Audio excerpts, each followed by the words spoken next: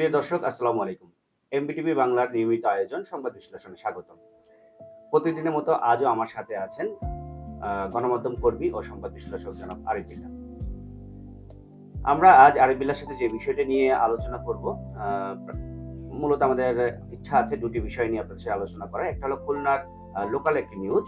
আমরা ইতিমধ্যে খবর পেয়েছি, আপনারাও নিউজ ফিডে দেখেছেন যে গতকাল খুলনায় একটি মর্মান্তিক ঘটনার রহস্য উন্মোচন হয়েছে। আসলে ঘটনা ঘটেছে আরো 5 মাস আগে। এক দম্পতি, এক অটো ড্রাইভার, নাম তার মারুফ, তাকে ফুসলে তাদের বাসায় নিয়ে যায়। সেটা ব্যাপারটা ঘটেছে হলো মুস্তমোর আরঙ্গাটার ওখানে। নিয়ে গিয়ে তাকে হত্যা করে এবং হত্যা করে তার অটোটা রেখে দেয় এবং সেই লাশটি, মর্মান্তিক ব্যাপারটা, সেই লাশটি তারা সেই তাদের বাড়ির উঠানেই পুঁতে রাখে গত 5 মাস যাবত। স্বামী স্ত্রী কলহের কারণে স্ত্রী থানায় যান স্বামীর বিরুদ্ধে অভিযোগ দিতে। তখন যে এই বিষয়টি আসলে প্রকাশ করেন যে কি হয়েছিল এবং তার স্বামী খুন করে একজনকে যে মাটির তেলে পুঁতে রেখেছেন সেই বিষয়টি প্রকাশ করেন। পরবর্তীতে থানার কর্তৃপক্ষ সেখানে যান, যে আসলে বিষয়টির সত্যতা উপলব্ধি করেন এবং সেই লাশটি উত্তোলন করেন, যা ইতিমধ্যে সমগ্র বাংলাদেশের প্রতিটা মানুষ জেনে গিয়েছে। আরেকটি বিষয় নিয়ে আমরা আলোচনা করব, সেটি হলো বর্তমান সময়ে আপনারা সবার জানেন আজকে ঢাকায়ও ব্যাপারটি নিয়ে বেশ আলোচনায় আছে। ঢাকা সহ সারা দেশে শিক্ষামন্ত্রীর একটি মন্তব্য নিয়ে শিক্ষার্থীরা ফুঁসে উঠেছে। আমরা জানি সারা বাংলাদেশেই অনেকগুলো জেলাতে বন্যা হচ্ছে। এই বন্যার মধ্যে এসএসসি পরীক্ষার কার্যক্রম যাতে স্থগিত করা হয় সেই দাবিতে মূলত আন্দোলনটা চলছে। তো আমরা প্রথমেই আরিফ বিল্লাহর কাছে জানতে চাইবো যে খুলনায় যে ঘটনাটা রহস্য উন্মোচন হলো, যেটা আসলেই মর্মান্তিক, এই ব্যাপারটা সম্পর্কে আরিফ বিল্লাহ আমাদের সাথে একটু আলোচনা করুন। মিরাজ ভাই, ধন্যবাদ আপনাকে। যে দুটি বিষয় নিয়ে আলোচনার বিষয় আপনি বলেছেন, প্রথমটি আমাদের খুলনারই একটি মার্ডারের বিষয়, আর একটা হলো শিক্ষামন্ত্রী পদত্যাগের বিষয়টি। তো আমরা প্রথম বিষয়টি একটু আলোচনা করব। আপনার প্রথম বিষয়টি যদি একটু আলোচনা করতে চাই, সেটি হলো মস্তর মোড়ের কাছেই একজন ইজি বাইক চালককে একটা দম্পতি হত্যা করে তার লাশ তাদেরই বাড়ির উঠানে রেখে দেয়। আসলে এই বিষয়টি কিভাবে সামনে আসলো প্রশাসনে, সে বিষয়টি যদি আমরা একটু আপনার দেখি যে আসলে কিভাবে আসলে প্রশাসন জানতে পারলো। দর্শক, বলে রাখি, এই দম্পতির ভিতরে অনেক দম্পতির ভিতরে বিভিন্ন ধরনের ঝগড়া হয়। তেমনটি এই দম্পতিদের ভিতরে একটি গন্ডগোল হয়, ঝগড়া হয়। এক পর্যায়ে এই দম্পতির যে স্ত্রী, তিনি থানায় অভিযোগ দিতে গিয়েছিলেন তার স্বামীর বিরুদ্ধে, যে তার স্বামী তাকে মারছে বা অন্য কোনো ইয়ে। তো একটা পর্যায়ে আসলে তিনি কিন্তু বলে ফেলছে যে আসলে তাদের দ্বারা কিন্তু কয়েক মাস আগে একটা ইজি বাইক চালক, তাকে কিন্তু হত্যা করা হয় তাদের দ্বারা এবং তার লাশটি পুঁতে রেখেছে বাড়ির উঠানে। পুলিশ কিন্তু আসলে হতভম্ব হয়ে যায়, যে বলে কি, স্বামীর বিরুদ্ধে অভিযোগ করতে এসে এরকম একটি তথ্য দিলে তখনই কিন্তু তাকে তাদের হেফাজতে নিয়ে নেয় মিরাজ ভাই। তাকে কিন্তু যেতে দেয়নি মিরাজ ভাই, তাকে কিন্তু তাদের হেফাজতে নিয়ে তার স্বামীকেও কিন্তু আটক করা হয়। পরে যেখানে তাদের তথ্য মতে লাশটি ছিল সেখানে গিয়ে পুলিশ কিন্তু খনন কাজ চালায় এবং সেখান থেকে কিন্তু লাশটি উঠায়। আপনারা দেখেছেন অনেকেই যে লাশটি কিন্তু আসলে অনেকদিন যেহেতু হয়ে গেছে, দুর্গন্ধ হয়ে গিয়েছে, হ্যাঁ, পচে গিয়েছে, দুর্গন্ধ হয়ে গিয়েছে। তো পুলিশের কাছে আসলে যে প্রাথমিক জিজ্ঞাসাবাদে আসলে যে স্ত্রী, উনি যেটা বলেছিলেন যে এই যে ইজি বাইক চালক, ওনাকে প্রথমত তারা চেষ্টা করেছিলেন চার ভিতরে ঘুমের বড়ি দিয়ে তাকে অজ্ঞান করে যে কোনো একটা করে তার ইজি বাইকটা নিবে। তাদের উদ্দেশ্য কিন্তু আসলে ইজি বাইক ছিল, যেটা আসলে পুলিশের কাছে বলেছে, সেটা মনে হয় আমাদের। তো যখন আসলে এটিতে তারা ব্যর্থ হয়েছে, তখন কিন্তু আসলে তাকে কিন্তু দড়ি দিয়ে তার শ্বাসরোধ করে ফাঁস দিয়ে কিন্তু তাকে কিন্তু হত্যা করা হয় এবং হত্যা করে কিন্তু তারা আসলে ক্ষান্ত হয়নি। খুব নির্মম ভাবে একটি কাঁচি দিয়ে তার পেট ফেরে তাকে কিন্তু উঠানেই কিন্তু মাটি চাপা দিয়ে রাখা হয়েছিল। কি নির্মম দেখেন অবস্থা। তো মিরাজ ভাই, আসলে কি বলবো, আপনি চিন্তা করেন মিরাজ ভাই, যে একটি মানুষকে মারলো শুধুমাত্র ইজি বাইকের জন্য। আবার দেখেন, এই যে মানুষটিকে মারার পরে তারা যে ব্যাপারটা এখানে আরিফ বিল্লাহ ভাই, আমি আপনার সাথে শেয়ার করছি, এরা 5টা মাস স্বাভাবিক জীবনযাপন কিন্তু করলো। এই ব্যাপারটা নিয়ে, মানে এদের ভিতরে কোনো অনুশোচনা কিংবা একটা মানুষ মেরে তার উঠানের সামনে রাখা, সেটা কি হতে পারে, এই অনুশোচনাটা কিন্তু তাদের নেই। আবার আরেকটা ব্যাপার আমি খেয়াল করলাম যে নিউজে বললো যে তারা নাকি অনেক দিন যাবত তাদের ঘরের জানলা দরজা খোলে না। আর আরেকটা ব্যাপার যেটা আছে, তারা হলো এখানকার মোটামুটি মাদক সাপ্লায়ার। সেই ঘুরে ফিরে কিন্তু সেই মাদকের ব্যাপারটা সব জায়গায় আসছে। এই ব্যাপারটা বলেন তো দেখি কি হয়? মিরাজ ভাই ধন্যবাদ আপনাকে। আসলে ঘুরে ফিরে তো সেই একই জায়গায় চলে আসছে প্রতিটা হত্যাকাণ্ডের পিছনে মাদক। আসলে পারিবারিকভাবে বা পরিবারের সাথে থেকে কেউ আলাদাভাবে আসলে যেকোনো ঘটনায় আমরা দেখি না কেন, বিশেষ করে খুলনাতে আসলে আপনার এই মাদকের বিষয়টি চলে আসছে। তো পুলিশ প্রশাসনের কাছ থেকে আমরা কিছুদিন আগে শুনেছিলাম 18টি হত্যাকাণ্ড এই বছর হয়েছে। এখন তো আরো একটি যুক্ত হয়েছে। 19টি হয়ে গেছে মিরাজ ভাই। আচ্ছা, আচ্ছা। আসলে প্রতিনিয়ত এরকম হচ্ছে। আর আপনি যেটি বললেন যে ৫ টা মাস কমপক্ষে তারা এই লাশটিকে উঠানে মাটি চাপা দিয়ে রেখে তারা কিন্তু স্বাভাবিকই জীবনযাপন করছে। হুম, তো হুম। এটা আসলে কিভাবে পারলো তারাই জানে। কারণ আমার কাছে মনে হয় না যে তারা আসলে স্বাভাবিক। কারণ যেহেতু মাদকের সাথে সম্পৃক্ত পুলিশ বলেছে। তো আরেকটা বিষয় আপনাকে বলি যে অনেক নিউজে দেখলাম সেখানে আশপাশের লোকজন বলছেন যে আসলে তাদের জানালা পর্যন্ত আমরা অনেকদিন হয়ে গেল খোলা দেখি না। ইভেন তাদের যে একটা ছেলে আছে, আপনি দেখেছেন যে হুম, হুম। একটা আমরা ছেলে নিউজে আছে। দেখেছি একটা বাচ্চা, ছোট একটা বাচ্চা ছেলে আসলে শুধুমাত্র তারা নাকি ওই বাচ্চাটাকে একটু হাঁটাহাঁটি করতে দেখতো। কিন্তু হুম, তাদেরকে আসলে তেমনটা নাকি দেখিনি। তো এরকম একটা আসলে আপনার কাছে কি মনে হয় যে আসলে আশপাশের মানুষ আসলে কি একটু উদাসীন না? আপনার কাছে কি মনে হয় যে একটা বাড়িতে একটা পরিবার আছে, তাদের আচরণ আসলে খুব সন্দেহজনক। মানুষ কি আসলে বিষয়টা একটু কি খোঁজ খবর নিতে পারে না? আপনার কাছে কি মনে হয় মিরাজ ভাই? প্রশ্ন রাখছি আপনার কাছে ভাই। ধন্যবাদ আরিফ ভাই। আসলে বিষয়টি যেহেতু আমরা বিশ্লেষণ করছি ব্যাপারটা, আমরা এখানে যদি দেখি আমাদের আমরা আসলে দিনকে দিন আশেপাশের মানুষগুলো সাইকোপ্যাথ হয়ে যাচ্ছে। আমরা বলছি যে সোশ্যাল মিডিয়ার যুগ। আসলে মানুষের সাথে মানুষ কিন্তু এখন আগে যেভাবে আমরা একটা মিশতাম, আ আ আশেপাশে মোটামুটি মহল্লায় কে থাকতো সবাইকে কিন্তু আমরা চিনতাম। এখন ব্যাপারটা হয়েছে যে পাশের বাসায় কে আছে তাও কিন্তু কেউ জানে না। ব্যাপারটা এমন হয়। অনেক সময় থাকে উপরতলায় মা থাকে, নিচতলায় বাচ্চারা থাকে। মায়ের সাথে বাবার ছেলেদের দেখা সাক্ষাৎ হয় না। আস্তে, আস্তে আমরা কেমন যেন অন্যরকম একটা সামাজিক তার যুগে, সোশ্যাল মিডিয়ার যুগে এসে আমরা অসামাজিক হয়ে পড়ছি। তাহলে ওখানে ফ্যামিলিটা থাকে, তারা আসা যাওয়া করে না কিংবা এমন একটা ঘটে গেল, তো কেউ কিন্তু ব্যাপারটা বলতে পারেনি। আবার দেখেন এখানে আরেকটি স্পর্শকাতর ব্যাপারটা আছে। যে ছেলেটা মারুফ মারা গেছে, তার স্বামী কিন্তু দাবি করছে যে আ ও কিন্তু খানিকটা হানি ট্র্যাপের শিকার। আমাদের দেখেন আমরা হানি ট্র্যাপটাকে মানে উচ্চবিত্তর মনে করি যে উচ্চবিত্তদেরকে ব্যবহার করা হয়। তা না, এটা হানি ট্র্যাপটাও কিন্তু এখন সমাজের প্রতিটা সেক্টরে ঢুকে গিয়েছে। ওই মহিলার সাথে নাকি তার আম সেক্সুয়াল কিংবা শারীরিক সম্পর্ক ছিল ওই ছেলেটার। সে তাকে ওভাবেই ফুসলিয়ে তার বাসায় নিয়ে আসে। বাসায় নিয়ে আসার পর তার স্বামী তাকে ধরে, এটা তার স্বামীর মুখেই আমরা শোনা, জবানবন্দিতে আমরা শুনতে পারি একটু। জি, মিরাজ ভাই হুম, এটি শুনলে হয়তোবা আমরা দর্শকদেরকে আরো একটু আশ্বস্ত করতে পারবো যে হুম। আসলে বিষয়টি কি।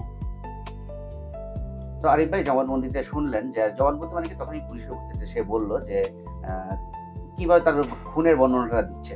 যে খুনের বর্ণনাটা দিচ্ছে সে গলায় রশি দিয়ে বাঁধলো, আর তার ওয়াইফ তার পা ধরে রাখলো। এভাবে তাকে শ্বাসরুদ্ধ করে হত্যাটা করা হয়।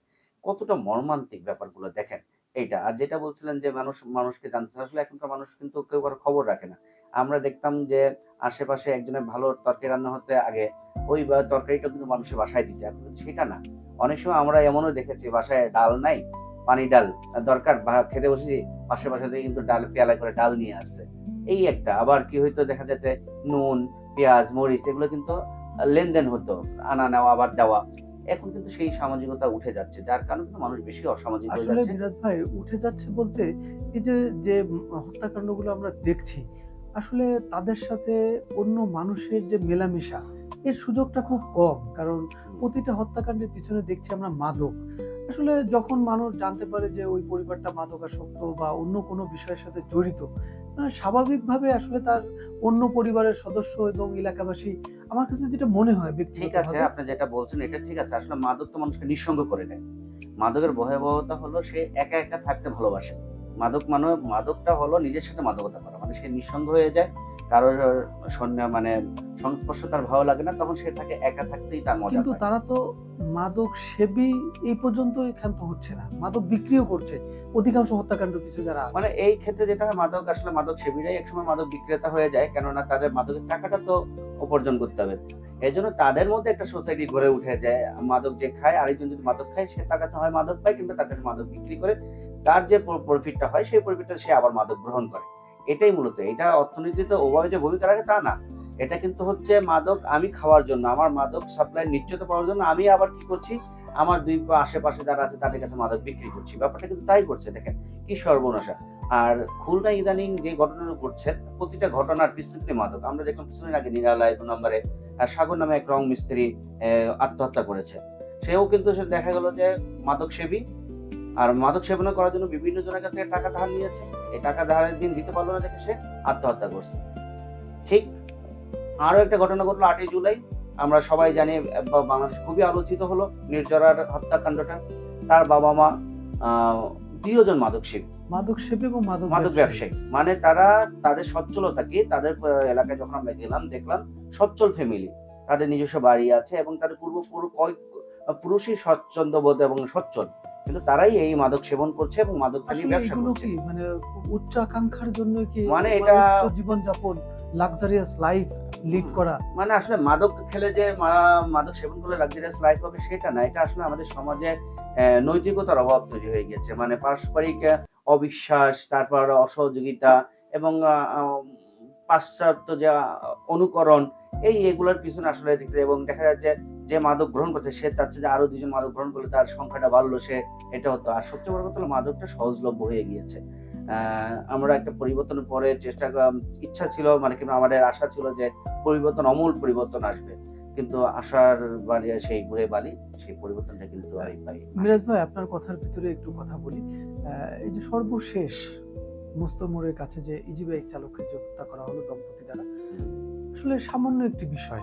ইজি বাইক দেখেন, তারা কিন্তু মারার পরে ইজি বাইকটাকে কিন্তু টুকরো টুকরো করে ভাঙ্গারি হিসেবে কিন্তু বিভিন্ন জায়গায় বিক্রি করেছে। আমরা একটি নেম প্লেটও পুলিশ পেয়েছে দেখলাম, ১৬৭২ দেখলাম, ১৬৭২ আমরা দেখলাম। আর একটা বিষয় হলো, দর্শকদের উদ্দেশ্যে জানিয়ে রাখি, এই যে ইজি বাইক চালক, তার কিন্তু অবস্থান কিন্তু শনাক্ত করা হয়েছে খালিশপুরে পিপুলস গোল চত্বরের কাছেই। মারুফ তার নাম। হ্যাঁ, মারুফ তার নাম। এবং ওখানে ছেলেটা থাকতেন। কিন্তু এক পা নাকি পঙ্গু ছিল। হ্যাঁ, এটা শুনেছি যে আসলে তার নাকি এক পা পঙ্গু ছিল এবং সে আসলে বলা যায় যে একটু প্রতিবন্ধী টাইপের, যেহেতু আপনার শারীরিক অক্ষম এরকমই ছিল। তো তারপরেও আসলে ইজি বাইকের লোভেই তাকে আসলে মারা হয়। মারা হয়। দর্শক, আমরা আসলে ব্যাপারটা নিয়ে আলোচনা করলাম। এখনো আইন শৃঙ্খলা বাহিনীর কাছে তদন্তাধীন রয়েছে। আসল ঘটনা আমরা আশা করি জানবো। আমরা আমাদের যে দ্বিতীয় আলোচনাটা ছিল আসলে ওইটাও একটা বিষয় যে সারা বাংলাদেশে বন্যা শুরু হয়েছে এবং অনেক জায়গা প্লাবিত হয়েছে। কয়েকদিন যাবৎ পানির নিচে চলে গেছে। আমরা সোশ্যাল মিডিয়া, টিভি মিডিয়াতে দেখছি। আল্লাহ আমাদের আশু পরিত্রাণ দান করুক এখানে। এটা বাংলাদেশের আমিন। প্রতি সিজনে একটি ঘটনা। তো এবার খুব ভয়াবহ আকারে কিন্তু দাঁড় করছে এবং ইতিমধ্যে এইচএসসি পরীক্ষা চলমান। এই ক্ষেত্রে এসে দেখা যাচ্ছে যে যারা পরীক্ষার্থী, তাদের ঘর হয়তো তলিয়ে গেছে, রাস্তাঘাট তলিয়ে গেছে, তারা যেতে পারছে না। সেই মানবিক একটা দাবি তারা তুলেছে যে কিছুদিনের জন্য বন্যা চলাকালীন, এই সংকট চলাকালীন সময় পর্যন্ত পরীক্ষাটা স্থগিত করা হোক। কিন্তু শিক্ষা মন্ত্রণালয় থেকে এই দাবিটি নাকচ করে দেওয়া, পরীক্ষা চালিয়ে যাওয়ার সিদ্ধান্ত নেওয়া হয়। তারই প্রেক্ষাপটে আজকে কিন্তু পুরা বাংলাদেশ জুড়ে বিভিন্ন জায়গায় খন্ড খন্ড আন্দোলন হচ্ছে এবং এখানে আমরা আন্দোলনের একটা নতুন সমীকরণ দেখছি যে আসলে আমরা জুলাইয়ের একটা শব্দ নিয়ে কিন্তু আন্দোলনটা চাঙ্গা হয়েছিল, তেমনই একটা শব্দ নিয়ে কিন্তু রাজপথ মানে উত্তাল হয়ে উঠেছে। শব্দটা আমরা শুনছি। এই ব্যাপারে আসলে আলোচনা যে শিক্ষামন্ত্রীর একটি ভয়েস কল ইতিমধ্যে ভাইরাল হয়েছে। তিনি তার মেয়েকে বুঝাচ্ছেন যে তোমরা ব্রয়লার মুরগির মতো হয়ে গিয়েছো, যে একটু রোদ বৃষ্টি লাগলেই তোমাদের ঠান্ডা সর্দি কাশি লাগে, কিন্তু এটা থেকে পরিত্রাণ করে উঠা হবে, তোমাদের আবহাওয়ার সাথে মানিয়ে চলতে হবে। এই মেসেজটাকেই কিন্তু ক্যারি করছে এখন যে জেনারেশন আছে তারা। তারা বলছেন, দাবি করছেন যে তাদেরকে ব্রয়লার মুরগির সাথে সমতুল্য করা হয়েছে এবং এই ডায়ালগটাও কিন্তু রাজপথে আমরা শুনছি, "তুমি কে? আমি কে? ব্রয়লার মুরগি, ব্রয়লার মুরগি। কে বলেছে? কে বলেছে? শিক্ষামন্ত্রী, শিক্ষামন্ত্রী।" এই আলোচনায় কিন্তু আজকে সোশ্যাল মিডিয়া একদম ভাইরাল হয়ে আছে। তো আসলে আন্দোলনের যুক্তিযুক্ততা কতটুকু বলে আপনি মনে করেন? ধন্যবাদ মিরাজ ভাই। আসলে যে বিষয়টি নিয়ে শিক্ষার্থীরা আন্দোলন করছে, কয়েকটি বিষয় এখানে আছে। শিক্ষামন্ত্রীর বক্তব্য, তারপর প্রশ্নপত্র যে কঠিন, এটিও কিন্তু আসলে আসছে। কারণ দেখলাম যে আ কুয়েট, বুয়েটের মতো জায়গা থেকে শিক্ষার্থীরা মিছিল নিয়ে বের হয়েছে। তারা কিন্তু আসলে একটা বিষয় বলছে যে প্রশ্নপত্রের মান আসলে দেখা গেল তাদের যে ইউনিভার্সিটি, হুম, হুম। ঐরকম নাকি আসলে মানে প্রশ্নপত্রের ইয়ে। পরীক্ষা হচ্ছে এইচএসসি, অথচ প্রশ্নপত্র নাকি সেরকম। একটু কঠিন আসলে। আচ্ছা, আচ্ছা। সেরকম নাকি আসলে তারা বলছে এবং মিছিল করছে, এরকম দেখলাম। আর বিভিন্ন জায়গা বন্যা হচ্ছে, এটিও আছে বিষয়।